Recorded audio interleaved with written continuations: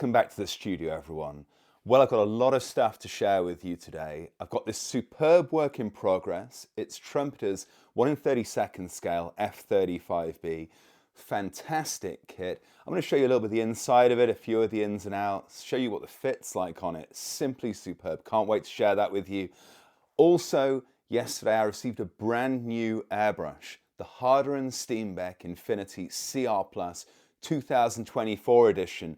Now, it has a little bit of an eye-watering price tag, but what's it like? I'm going to give you some first impressions of it. It just came out of the box yesterday, so I haven't got that used to it yet, but I really wanted to share some of my ideas and how I feel about it so far. So we better get started while we've still got time. So let's go.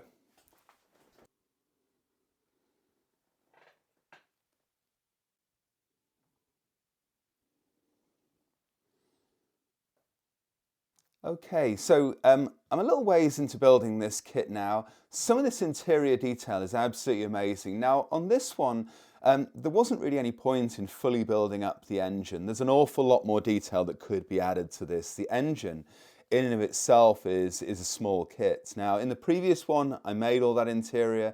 It's a little bit different when it's one for my collection. When I'm building for a collector, it's not really worth their while paying for things that they'll quite literally never see. I can build it in there and provide photos, but most people tend not to go for that. You can just save a bit of money by having it not fully detailed inside and only focusing on the exterior details.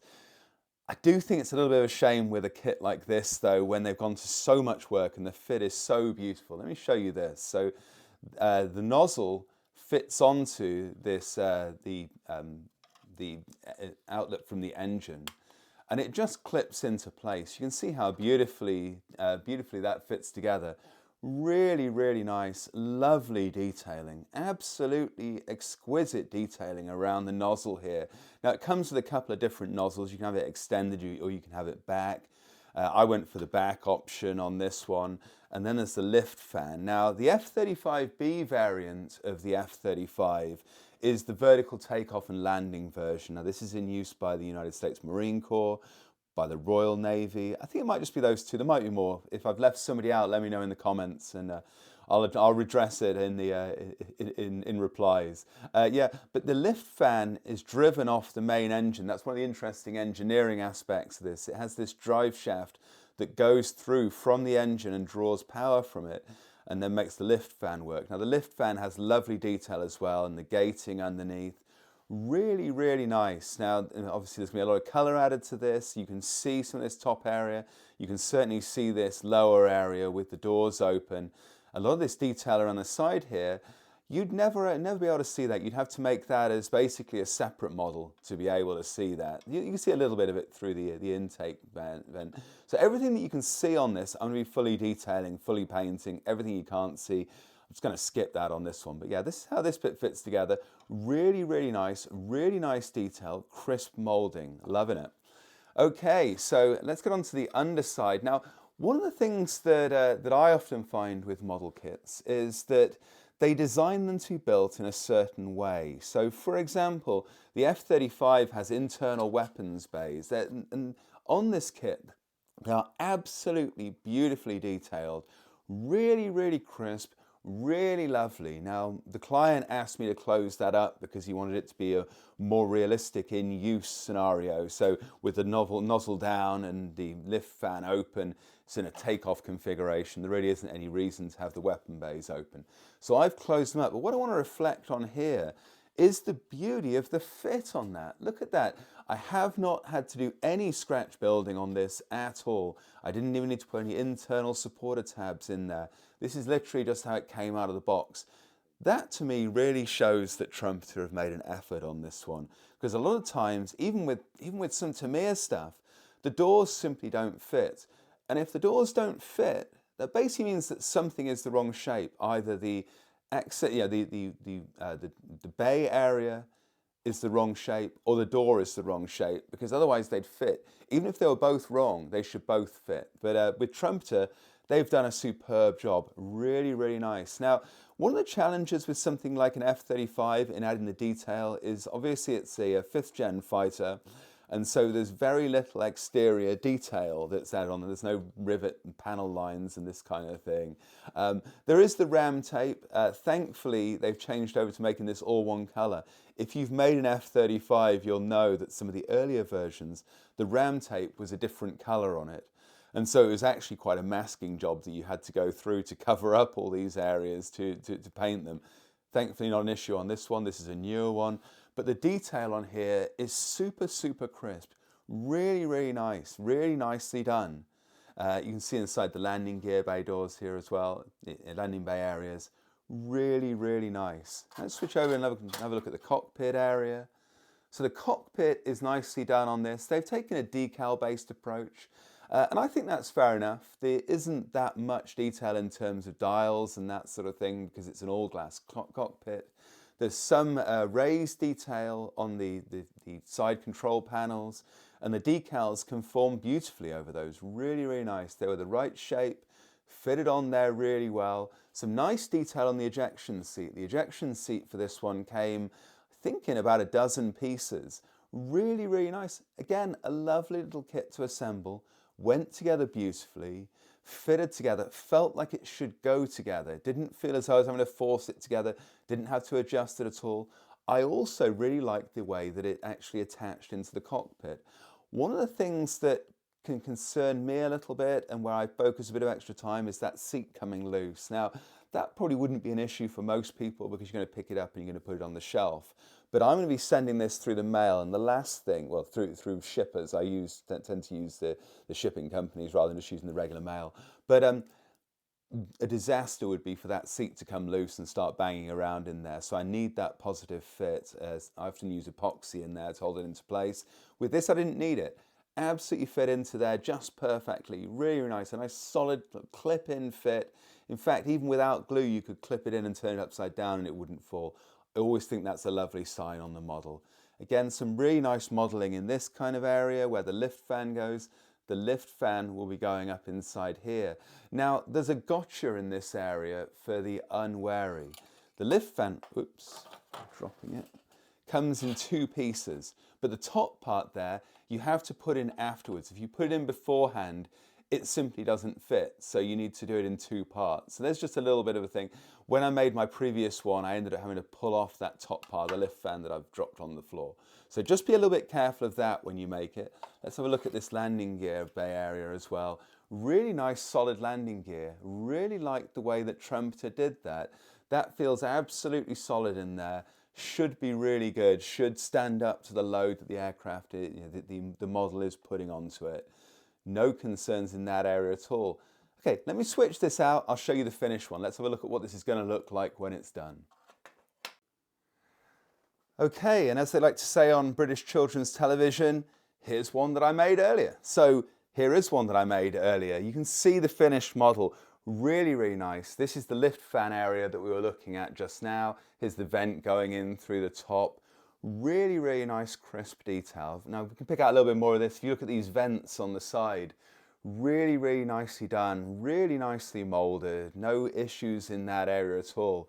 Super nice. So I want to talk a little bit about the have glass coating that they put onto the F35b and other 5th gen fighters, and they also started applying it to things like the F-16 as well.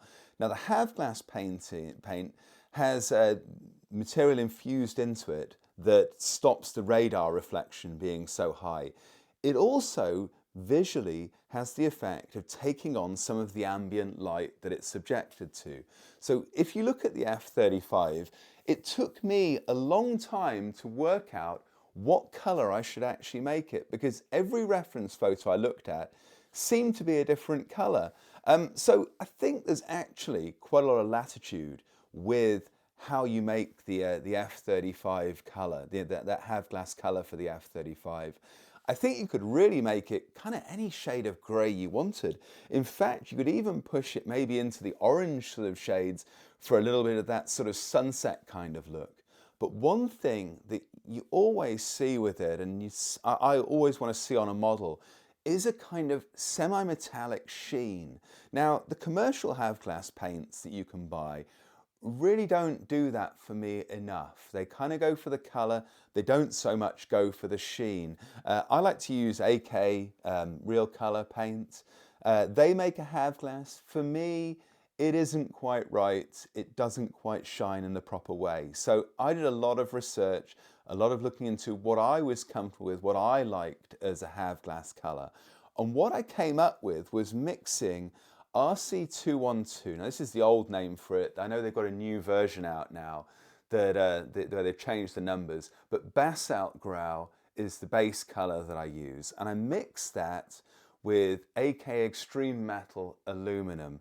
Now, depending on how shiny you want it to be, depends on the amount of the aluminum paint that you add in. As a kind of rule of thumb, I put a third aluminum into two parts of the Basalt Grau. And I find that gives the sort of metallic sheen that you can see on this one here. If I move it around a little bit on the light, you might be able to pick up that that sparkles a little bit. Now, if you wanted to make it even shinier, which would be a valid thing to do, just up the amount of aluminum that's going in there. I have a pot of this that I've made up that's 50-50, and that shines a little bit more still. Now, what I do is I have this made up, so I make this up by the jar. So I use the Basalt Grau. And what I do is I stick a label on the top. The green label distinguishes it as having the half glass kind of colors in it. And mix that up so it's ready to go. Then I have a consistent mix for using on a given model. So I know that it's all going to be the same. If I need to touch up an area, this is going to be the paint to do it with. Now, the trailing edges of the tail planes here, the leading edges, some of the areas around the front are a slightly different color. Now, what I do with that is I use some gunship grey, again from the AK Real Colors range, and make it up exactly the same way with the aluminum paint, same ratio, mix those together, and that gets that kind of sheen going on there. And I really like it. I really like the way that that works out. Looking then over at the model, coming back to Trumpeter's work on this rather than my work on this. Now, there's three different ways, in fact, in which the F-35 can be configured. There's the ferry mode, which has external tanks. That's designed for long range to get it to the theatre of operations. That mode isn't possible to model with this. You could scratch build it onto it, but out of the box, Trumpeter haven't decided to let you make that mode. It's arguably the kind of least interesting mode anyway, so I can understand why they might have omitted that one.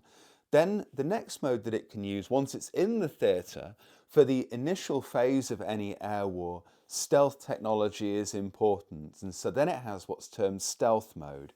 The external pylons you can see here aren't fitted to the aircraft when it's in that mode. All the weapons are held within the internal bays. Now, Trumpeter lets you do that. What they've done to allow you to achieve that is they haven't drilled the holes in the wings that the pylons fit into. You drill those in if you want to put it into this mode. Now with this one I did that. I thought it was just fun to put all the bombs on. It's a little bit of a contentious point. Some people say, well, it's a stealth aircraft, so it shouldn't have the beast mode. I like that. You know, there's a couple of different ways in which you can do it. You can not drill the pylons, you can drill the pylons, you can add on the external stores, you can have just the internal stores. Now, if I flipped this over, hopefully bits won't go flying everywhere, you can see the detailing underneath in here. You can see what they've done with the weapons bays. Really, really nice, really, really beautiful detail under there. You can also see the nozzle, really nice. Beautiful, beautiful attention to detail. Now the landing gear on this one, as I was saying before, really, really solid, really nice. Now this is really going to stand up to being placed on and off the shelf. It'll certainly stand up to just being put on the shelf and left there forever. But yeah, really, really nice kit. I like to rate Trumpeter kits on what I term as the trumpet scale. Where one trumpet is basically unbuildable, and they do make ones that are like that. 5 trumpets is Tamir++. I would put this one, well, it's got to be at least 4 trumpets. It's really, really good. It is Tamir quality all the way through. The fit of the parts is just superb. Very, very little sanding to do on this one. Now, Trumpeter make the entire range as well. I have all of them in my collection. The F35A, which is the Air Force version, the F35b, which is the Marine Corps version, the one that you can see in front of you here, and obviously the non-US Air Forces and Navies run those aircraft as well. And then the F35C, which is the Navy version with the bigger wings. Of the three, I think the best kit is probably the C version. I think the most interesting kit to build and the most fun and challenging kit is the B because of the lift fan. So if you get a chance, give one of these a build. Absolutely superb. Amazing prices at Factory Direct Hobbies as well. There's a link in the description for this, which will take you to Factory Direct Hobbies, which will let you buy one of these. Absolutely fantastic. If you get one, follow me on Instagram. Ask me questions here. I'll gladly answer your questions about the ins and outs of doing it if you run into any issues. But yeah, definitely give this a go. Okay, at the top of the show, I promised you a look at my new baby. This arrived yesterday. I got it out of the box straight away. So excited to have a play with it. This is Harder and Steenbeck's Infinity CR Plus 2024 edition. Now, why they called it 2024, I don't know. Harder and Steenbeck, if you're listening, learn the auto manufacturer trick, call it a 2026 model, make it sound as though it's new or it sounds as though it's old already. Now, I have been running a Harder and Steenbeck Infinity CR Plus of the previous version for about 2 or 3 years now. It's given me superb service. If you've been following me on Instagram, you'll know that I get an awful lot of use out of my airbrushes, work them hard, using various different kinds of paint with them, from alcohol-based acrylics to lacquer-based acrylics to some of the true lacquer paints like the extreme metals, all the way through to water-based clears. Now, I found that the Harder and Steenbeck Infinity has worked amazingly with all of those different options.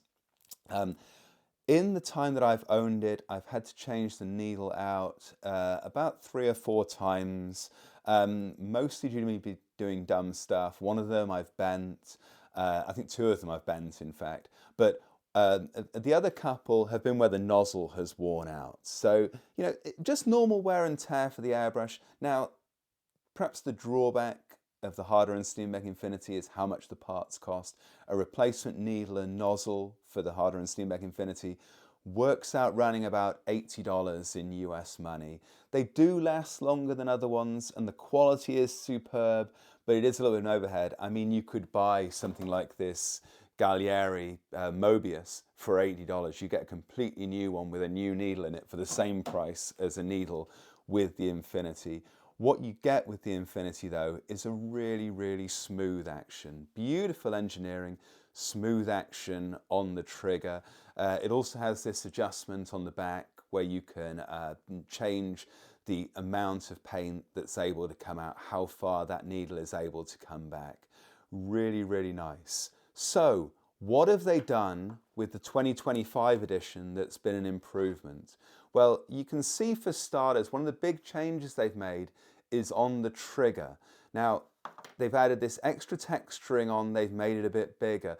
Now, I haven't used it as much as this one so far, obviously, but I have found it to be a bit more comfortable than the previous one. The traction is a little bit more on your finger slides a little bit less than on the previous version.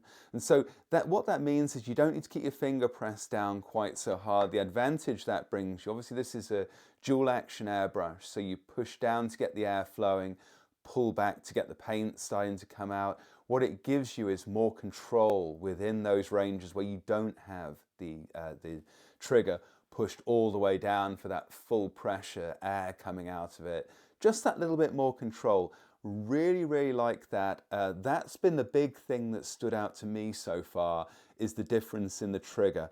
And it's like an old friend. You get really used to using something, especially when it's such good quality as this, that you kind of think, oh, do I want them to actually change it? Well, rest assured, yes, you do. You do want them to change it. If you're used to this one is better. It's going to give you that extra level of control. One of the big selling points with the H&S Infinity 2024 version is the fact they've swapped out the previous nozzle design for a titanium nozzle. That's enabled them to make the walls thinner whilst retaining the strength in it. Now, I've really liked that. Obviously, the question, I did change out the needle on my existing one maybe about 3 weeks ago, something like that. So I think it's a kind of fair comparison. It's not like a year-old needle that's in there. It could, however, just be that this is absolutely new, but I sprayed with this yesterday and got some superbly fine lines. This has got the 0.25mm needle in it. Really, really nice fine lines, superb control, not a lot of overspray around the edges at all. I think I'm going to be able to do some really, really nice detail with this, and that's going to let me just add a little bit more subtlety into some of the work that I'm doing. I like to use MIG ammo shaders for some of my shading in, and this will allow me to keep those lines a little bit more constrained when I'm using some of my sort of gesture type work around the edges to highlight areas. I think this is going to come in really useful as well. I think it's going to be really good. I don't think it's going to be a game changer, but I do think it's going to bring something new and exciting into my work. So I'm really looking forward to getting this into action a little bit more. It also features something that the old one didn't have, which is this ring here, where you can adjust the pressure of the trigger. Now, I haven't played with that very much yet. I will do, and I'll do a fuller review once I find out whether that's useful or whether that's a gimmick that you never use. Who knows with this stuff? I'm going to try that out. I'll get back to you and let you know how that goes. So let's have a quick look at what comes in the box. Let me make sure I've got as you can see, the boxes look exactly the same. Yeah, this is the newer one. Okay, so in this kit, what do you actually get? So you get the small cup, which I have fitted on here. You also get this large cup. Now these are very easy to change out. You just screw them off and then you can screw the next one on. There we go. So that's changed out for the bigger cup. You'd use the smaller cup if you wanted a little bit more control, a little bit lighter weight. So you have this small cup. They've also, with this one, included this micro cup. So really, really tiny, really, really good for control. I will certainly be using this one. I think I'm going to leave this one fitted with a small cup for the most time because I'm planning to use this for a little bit more of my detail-orientated stuff. But yeah, really nice to get the 3 cups. With the previous version of this, it only came with 2 cups. If I open this one up, you'll be able to see that. So this one came with 2 cups. It came with the large and the small, but didn't come with the micro cup. So that's a nice addition.